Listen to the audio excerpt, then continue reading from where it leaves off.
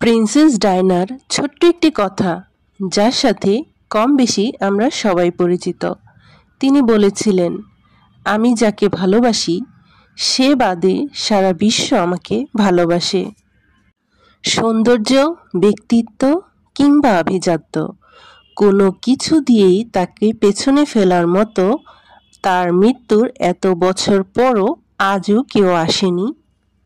অথচ তার স্বামীও তাকে ঘরে রেখে আসক্ত হয়েছিল পরনারীতে, যার শেষটা হয়েছিল তাদের বিবাহ বিচ্ছেদ দিয়ে।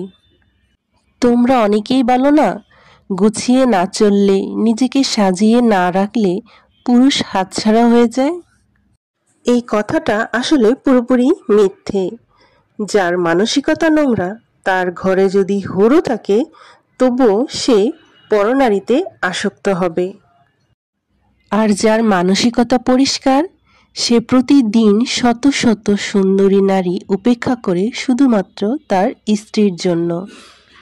বেঈমানদের কোনো কারণ লাগে না বেঈমানি করার। তাদের আগাগোড়া পুরোটাই নোংরা। তাদের কাছ থেকে ভালো কিছু আশা করাটাই ভুল।